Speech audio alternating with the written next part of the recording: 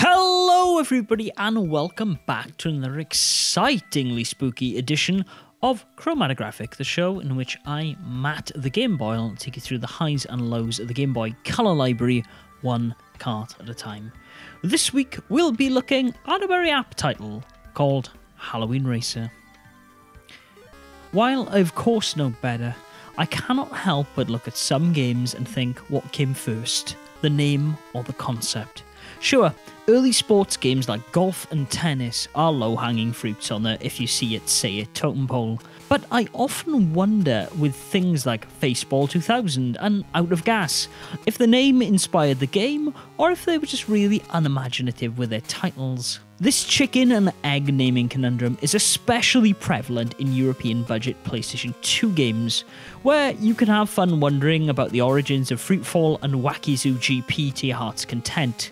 However, this literal naming convention is often a means of a game doing exactly what it says on the tin, i.e. what you see is what you get. Case in point, Halloween Racer. The game was, to be fair, developed by a three-man team from the Franco-Belgian studio Visual Impact, with music being outsourced to the company called Eden Sound, and the game itself published by Microïds, the studio behind the Siberia games. This wasn't Visual Impact's first game for the Nintendo Game Boy. Having cut their teeth on the system with Brain Drain for acclaim, it certainly won't be the last we hear from them on this channel, but that's for another time. Microïds, armed with a developer to execute their idea, began to collaborate with Visual Impact for the 3 to 4 month dev cycle to create the game we'll talk about today. The game is, surprise surprise, a Halloween-themed racing game.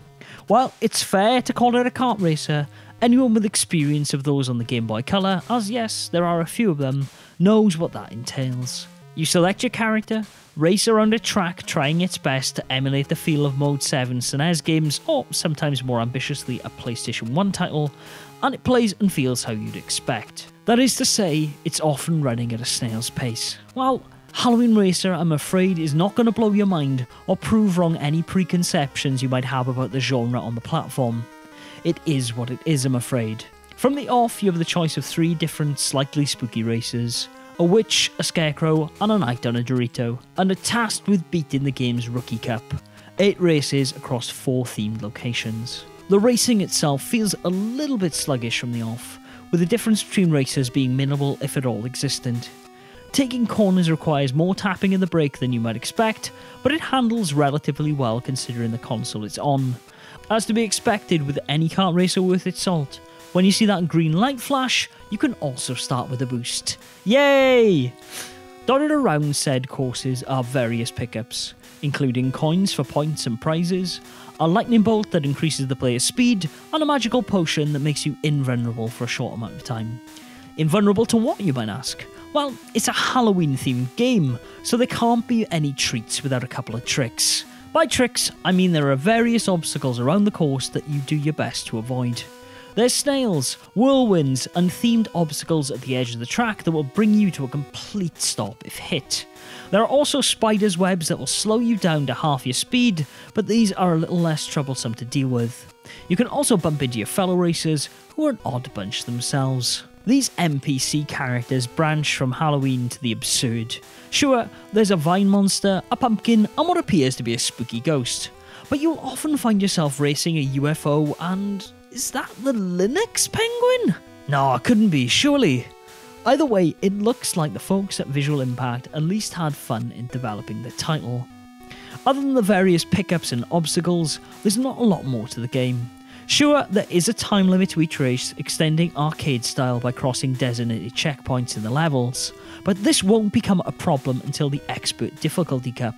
You can also lose a race by coming in lower than 3rd place. Finishing in 2nd or 3rd position offers no real disadvantage other than fewer points and a less impressive finishing animation, and chances are you're going to pole there in some of the later races. But that's fine, as you will still seed as the last car in the following race anyways.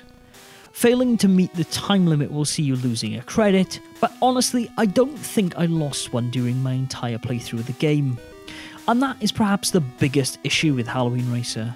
There are no stakes at play here. You drive, you perhaps hit an obstacle at an odd time and come in third instead of first, but there's no feeling of rivalry with any of the NPCs, as ultimately what decides your fate is your own driving ability. The only challenge I got was in one of the game's bonus trail tracks, unlocked by beating the game on the hardest difficulty, and oddly, is the most Halloween-themed course in the game, and this was the only thing I couldn't beat. What this lack of challenge leads to, however, is a monotonous feel that will see most people turn the game off at the rookie level. I will say, however, that beating a cup provides you with an unlockable driver that, with their better handling, make the advanced and expert cups more fun to play. By tightening the time limits also, you get a feel of competition not present in the rookie cup, as well as more variety in the courses themselves.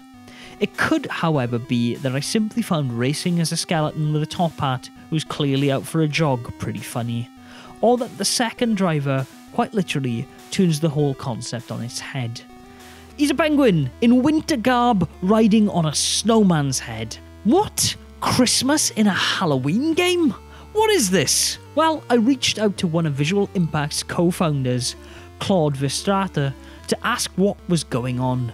It turns out Halloween wasn't just a theme for the game, but a marketing goal.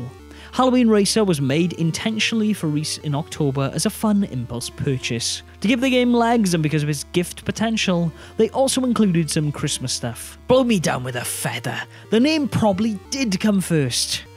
If you're also having a strange feeling of deja vu when watching this video, you may be relieved to find that Halloween Racer uses a modified version of the engine Visual Impact used for Suzuki All-Star Extreme Racing, adjusting the speed and map size when they transitioned from motorbikes to monsters.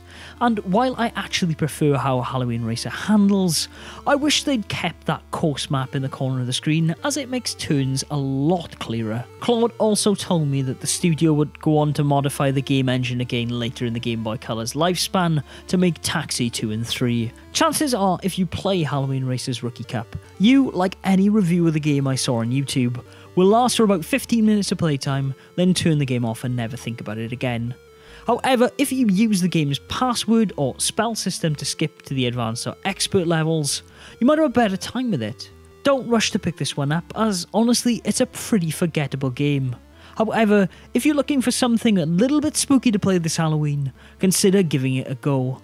While the handling may make you uneasy, you're going to find nothing scarier on the Game Boy than this creepy victory screen. Ooh, I guess he was a Halloween penguin after all.